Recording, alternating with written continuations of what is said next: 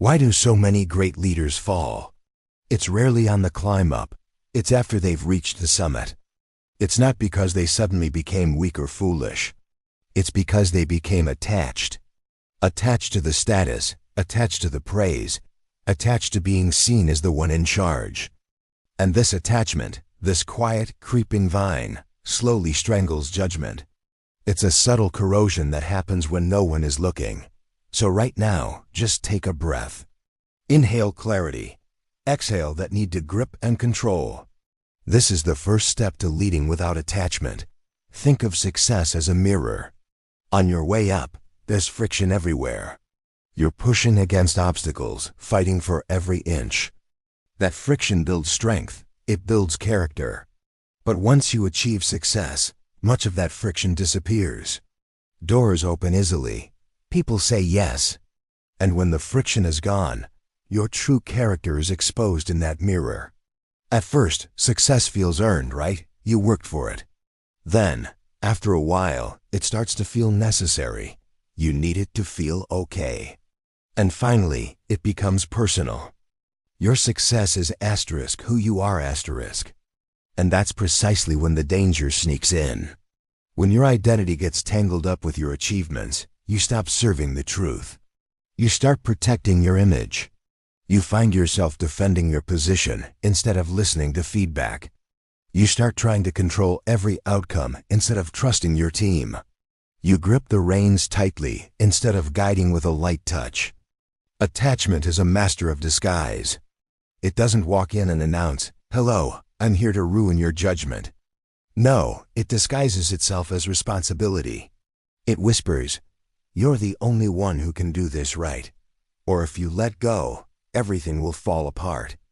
It sounds noble, but it's a trap. There's an old story, maybe you've heard a version of it, about a brilliant builder who created something truly great.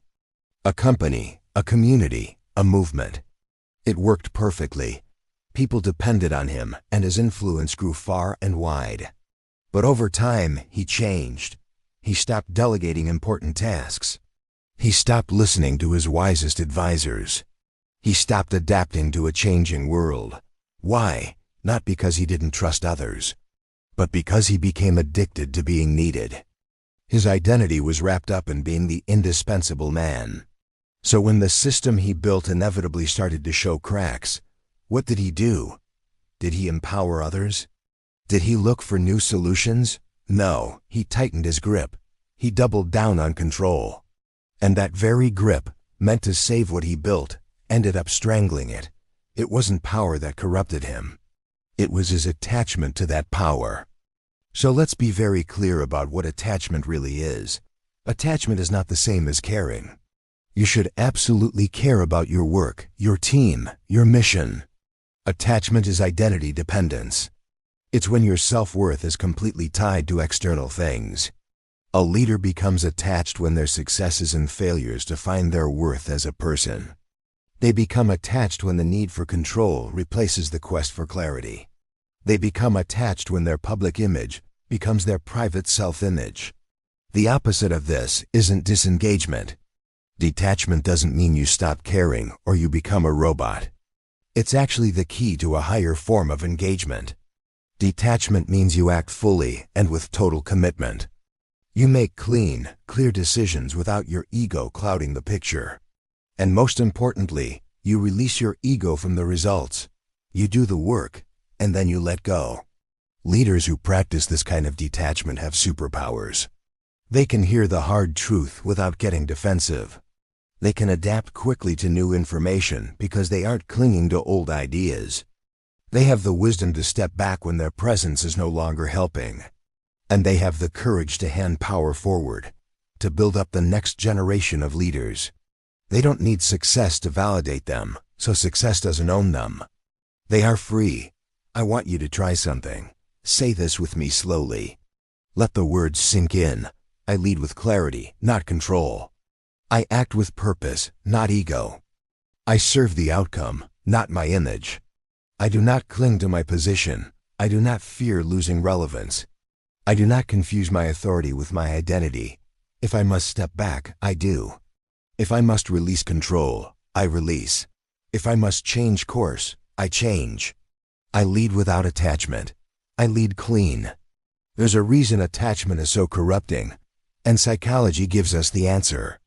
When your identity merges with your achievement, your brain literally cannot tell the difference between a threat to your status and a threat to your survival. An attack on your idea feels like a physical attack. This triggers a primal, fear-based response. You become defensive. Your thinking becomes rigid. You might even start to make small moral compromises to protect your position. All of your decisions become rooted in fear, fear of losing, fear of looking bad, fear of being irrelevant. But the detached leader remains flexible. They remain open. Their sense of worth is internal, solid, and unshakable. It's not dependent on today's stock price or the latest public opinion poll. This is why the greatest leaders in history are the ones who could walk away from power and, in doing so, become even more powerful. Their authority was never in the title. It was in their character. So listen to this very carefully. If you cannot release power, you are not leading. You are guarding your ego. True authority doesn't cling. It flows. It circulates. It empowers. Let's say it again, with a sense of calm strength. I do not need success to define me. I do not grip what I build. I guide and I trust. This is leadership beyond fear. This is having dominion without becoming corrupted by it. True leadership matures when attachment dissolves. You become a conduit for something greater than yourself. And in our next episode, we're going to take this a step further. We'll move from learning how to hold power cleanly to how you can build systems that last long after you're gone. We'll explore the Builder's Code, creating systems that outlive you. Thank you for watching. Dominion continues.